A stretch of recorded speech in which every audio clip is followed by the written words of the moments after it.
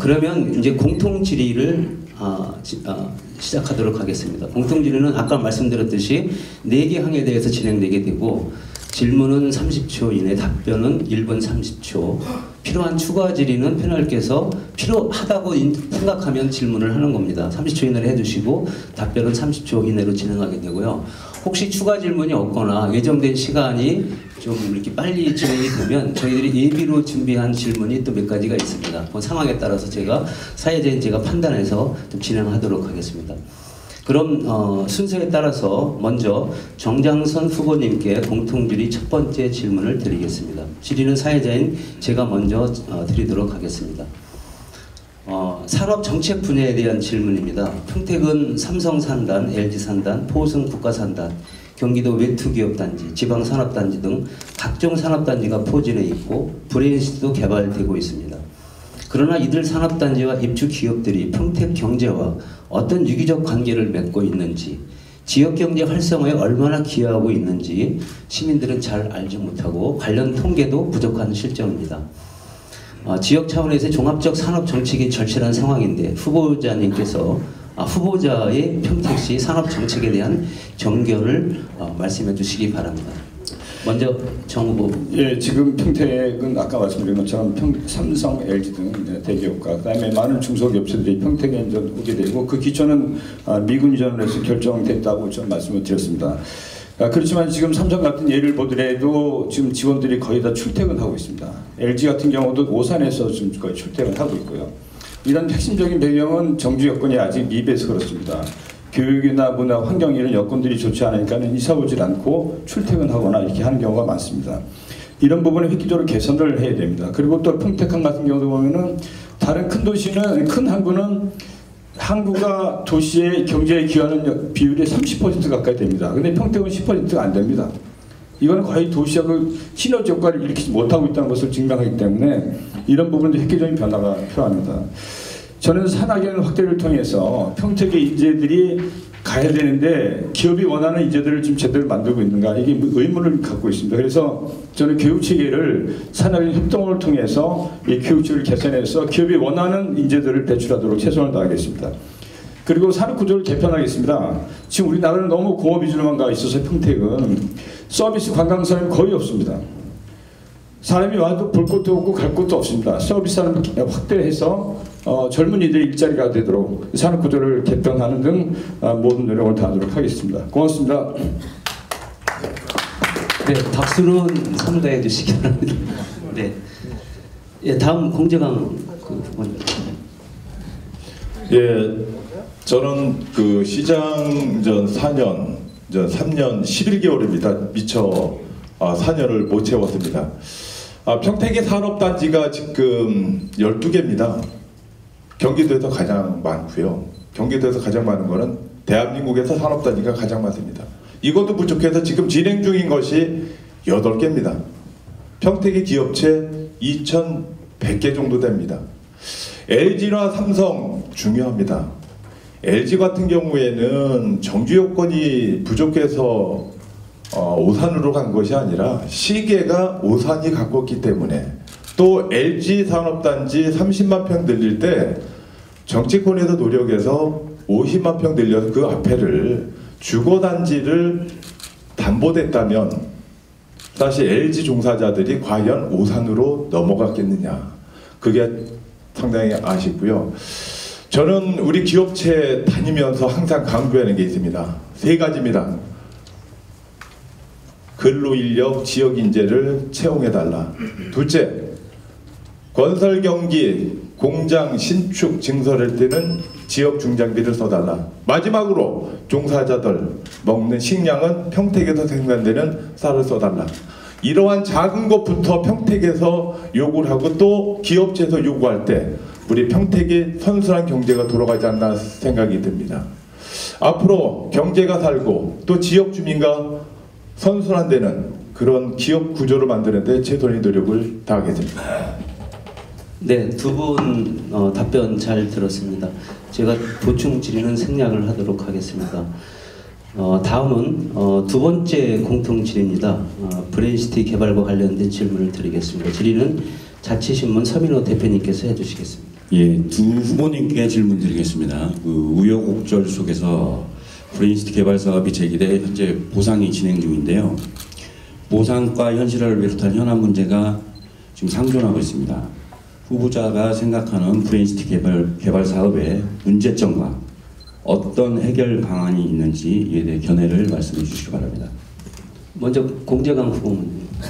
예, 11년 전에 브레인시티 사업 송명호 시장 때 거창하기 시작했습니다. 진행되는 과정에서 산업단지를 취소하는 극약 처방을 내렸습니다. 근데 제가 취임하면서 공약에도 넣었었고요. 제가 메리트를 느낀 것은 공공주택과 산업단지가 중요해서 우리 브레인시티 사업을 추진한 것은 아닙니다.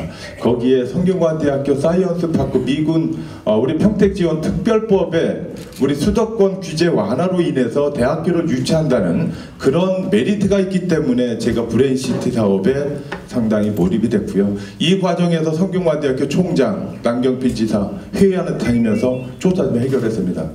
이런 때는 우리 방청국에서도 박수 한번 쳐주셔야 되는 거 아닌가요? 저는 이런 생각을 해요. 잘할 때는 우리 시민들이 격려를 좀 해주고요. 누군가가 해결을 못하는 것은 사실 4년 만에 11년 동안 답보된 사항을 해결하는 것은 격려를 좀 해줘야 되고 또 더 잘해라고 또 마무리를 잘해라고 격려를 좀 해주는 게 좋을 것 같고요. 문제는 아까 얘기했듯이 보상 시점이었습니다. 산업단지 2010년 기준이냐 2016년 기준이냐가 상당히 중요했었는데 사실 저희 평택시에서 지역 주민들도 우리 평택 시민들이기 때문에 법제처의 보상 기점을 2010년에서 이 사업을 못한다. 그래서 2016년 기점으로 해서 보상가가 어느 정도 현실이 됐는데 약간 부족한 것도 사실입니다. 앞으로 보상에 있어서 우리 지역 주민들께서 또 피해가 없도록 꼼꼼히 챙기겠다는 말씀을 드립니다. 예, 공재강 후보에게 좀 추가 질문을 하겠습니다. 환경부는 지난 2009년 5월 6일자 환경영향평가에서 사업비를 총 4조 6,482억으로 추정했고요. 2017년 5월 8일자 환경영향평가에서는 4조 8,554억으로 추산하였습니다. 하지만 평택도시공사 홈페이지는 1단계 사업지에 6,945억 원, 2단계 사업비 1조 6천억 원 등 총 2조 3천억 원으로 추산되어 있습니다. 아마도 사업 시행자인 평택도시공사의 브레인시티로 변경된 시점이 2017년 9월이기 때문에 아마도 이 추산은 9월경에 이루어진 것으로 보이는데요. 이렇게 왜 2009년 5월 4조 6,082억 원, 2017년 5월 4조 8,554억 원, 2017년 7월 2조 3천억 원으로 대폭 변경이 된 이유를 좀 말씀해 주십시오. 사업비는 진행하는 과정에서 약간 변동이 있다고 봅니다. 그리고 지금 보상 가격이 지금 공고된 것이 1조 7천억이라고 돼 있는데요. 우리가 평택시가 이제 도시공사하고 이제 진행이 되는데 우리 평택시 이제 SPC하고 협의를 할 때 나중에는 건물도 올라가야 될 것 같고요. 그 다음에 연구소도 내려와야 되고 또 인프라가 구축이 되면서 사업비는 조정이 되지 않을까 생각이 듭니다. 이것이 평택시나 도시공사의 결정사항이 아니라 전문 공인회계사라든지 금융권 건설사에서 종합적인 판단에 의해서 또 이 사항에 대해서는 평택 시민들 또 토지를 갖고 있는 우리 토지주들이 공감대가 형성이 되는데 현재 보상을 진행 중인데 상당히 만족해하고 있다라는데 일부에서는 아마 소송 재결도 아마 진행을 하지 않나 생각이 들고요. 금액 변동 사항은 우리 공무원들이나 우리 행정집행부에서가 아니라 전문기관에 의뢰해서 용역을 통해서 나온 사항이기 때문에 존중돼야 되지 않나 생각이 듭니다. 이 브레인시티는 전에 저도 그 관여를 했었습니다. 송명호 시장 때. 그때는 성균관대학교가 1학년, 2학년 전체가 다 내려오기로 했었습니다. 그래서 기숙사에서 1학년, 2학년을 키워서 3학년 때 서울과 수원으로 보내겠다고 해서 저희가 그 35만 평을 20만 원씩 주기로 했었습니다. 그때도 약간 특혜가 아닌가 이런 생각이 있었지만 대학교가 내려오기 때문에 그렇게 용인을 하고 추진했었습니다. 나중에 성대가 내려오지 않기로 결정을 했습니다. 그러니까 내가 볼 때 이런 결정 과정에서 물론 한 건 열심히 잘했다고 인정을 합니다만 문제가 투명성이 많이 좀 결여됐습니다. 이게 연구단지가 내려오는데 대학교가 아니라 20만 원씩 17만 평을 주는 데다 플러스 기반시설까지 해주게 되어 있습니다. 일부는. 거기다 또 2,450억 들어서 건물까지 져줍니다. 너무 과다한 특혜가 아닌가 싶은 생각이 좀 개인적으로 같습니다. 그리고 또 하나는 이런 것들을 시민들한테 충분히 알렸어야 되는데 시민들이 거의 많이 모르고 계세요. 지금 다 대학교가 내려오는 줄 알고지 이렇게 건물까지 지어주는 특혜가 간지는 모르고 있습니다. 앞으로 저는 행정하는 데 있어서 전 투명성을 굉장히 제일 원칙으로 하겠습니다. 또 하나는 지금 브레인시티 주식회사에다가 이 손해를 보전해주는 매물비용, 그 다음에 성대에 대한 이렇게 막대한 지원을 하다 보니까는 단가가 높아져서 이 문제가 앞으로 심각한 문제가 될 수 있고, 지금 부동산 경기가 굉장히 침체되어 있기 때문에 이것이 제대로 수행되겠냐는 우려가 있지만은 어쨌든 이 문제 시작했기 때문에 저도 최선을 다해서 완성하도록 하겠습니다. 이상입니다. 예, 정장수목에게 추가 질문 드리겠습니다. 그러면 그 사이언스 파크 대신 다른 대학을 유치하실 생각이 있으신지 묻고 싶습니다.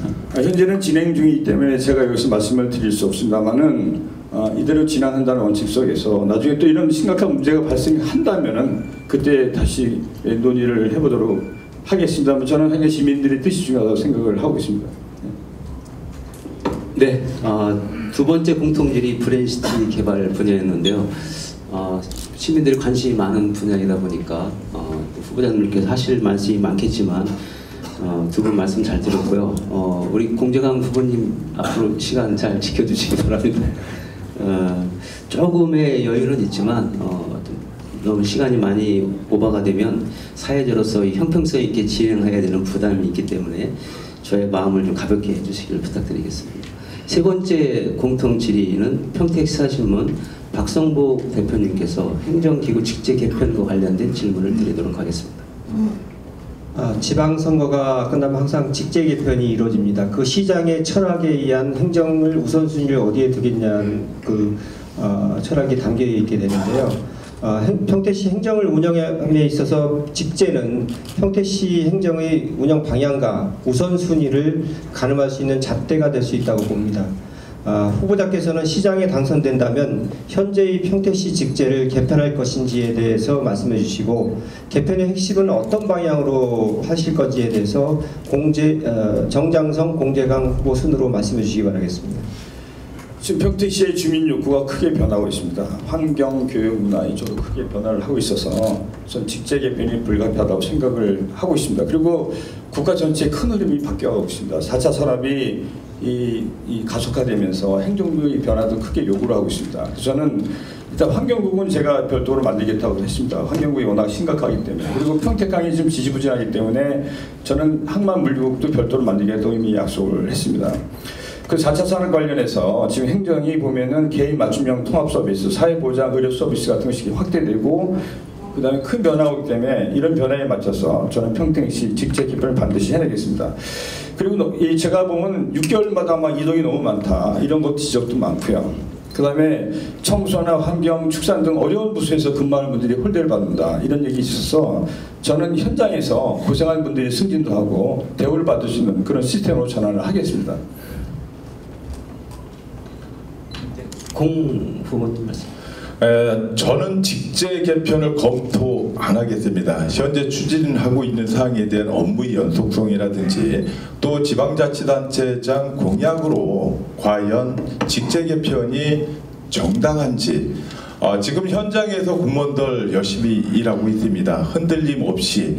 또 공무원들이 현재 자리에서는 환경국이나 항만국 말씀하셨는데 과연 항만국을 설치해서 우리 평택시 고유 업무가 얼마나 되는지 의문스럽고요. 또 국을 설치하면 관련과 3개과가 있어야 됩니다.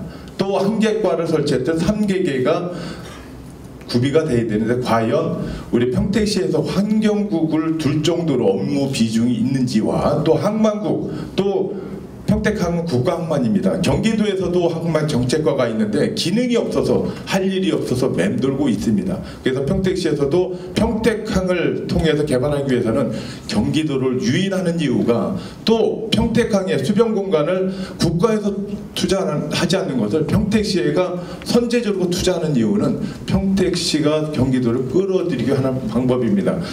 조직 개편 중요합니다. 기능이 불투명할 때 조직 개편으로 인해서 공무원 조직은 흔들리지 않았으면 하는 바람입니다. 이상입니다.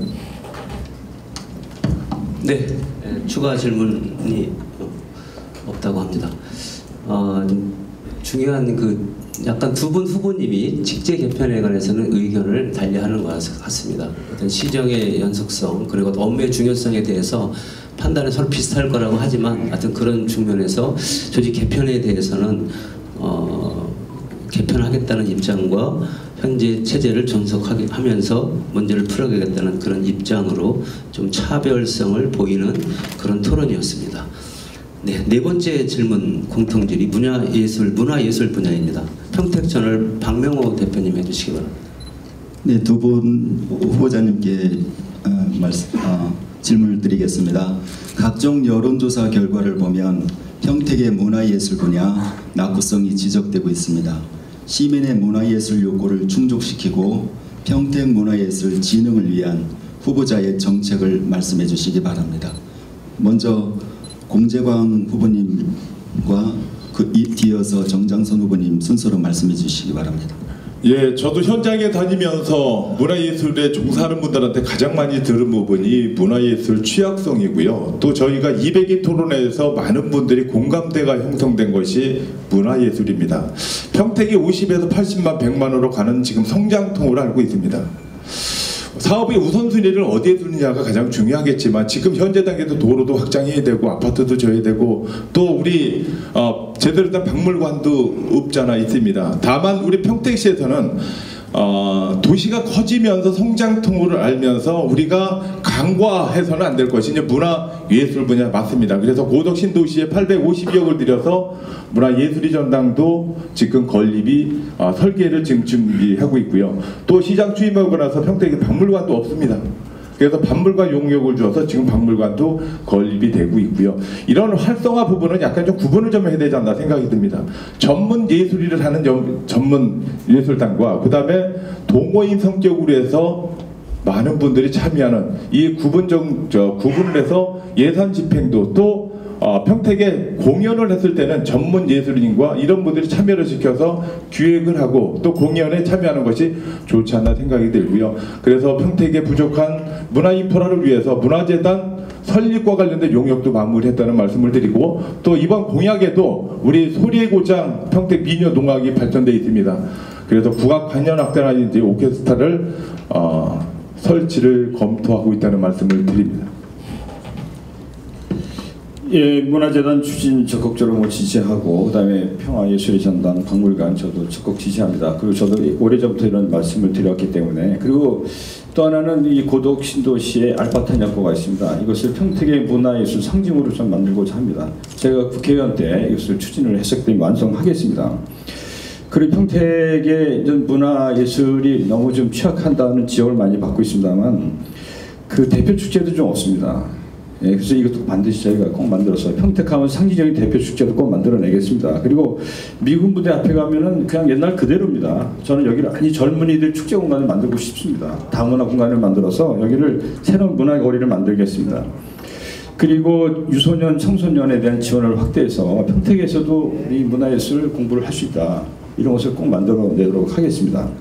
그 전통입니다. 지금 평택은 국제화 도시를 지향하고 또 그렇게 할 운명이 있습니다. 그래서 여기는 지영희 선생님이라든가 평택 민요 농악 대표적인 것들이 있습니다. 이를 더욱더 지원하고 그다음에 또 하나는 저번에 객사리에서 망골축제 같은 걸 했습니다만 이 전통을 살리면서 평택이 역사가 있고 문화가 있는 도시라는 것을 외국 사람들이 꼭 보여줘야 됩니다. 이런 것을 꼭 만들어내서 역사와 현대 전통 문화가 같이 어우러진 도시를 꼭 만들어내겠습니다. 이상입니다. 우리 박명호 대표님 추가 질의 있습니까? 네, 정장선 후보님한테 여쭤보겠습니다. 지금 방금 그 알파탄약고를 문화예술 공간으로 만들겠다고 하셨는데요.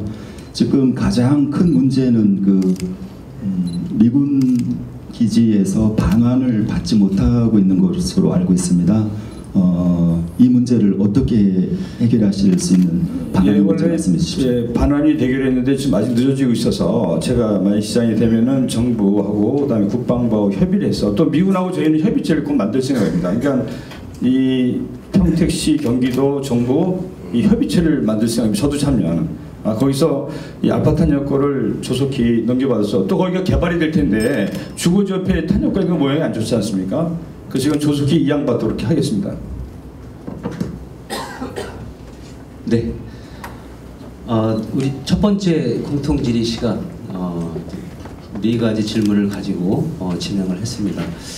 진행을 하다 보니까 이 두 분 이 쟁쟁하신 두 분 후보님을 모시고 이런 토론회를 하니까 참 되게 뭐 사회자 입장에서 너무 좀 아름답다는 생각이 좀 드네요. 정책을 토론하고 또 밖에 나가면 또 서로 또 치열하게 또 경쟁을 하겠지만 이런 자리에서 정책을 가지고 서로 또 함께 또 할 것은 또 함께 하고 인정할 건 인정하고 또 차별성도 이야기하고 이런 모습이 참 보기 좋은 것 같습니다.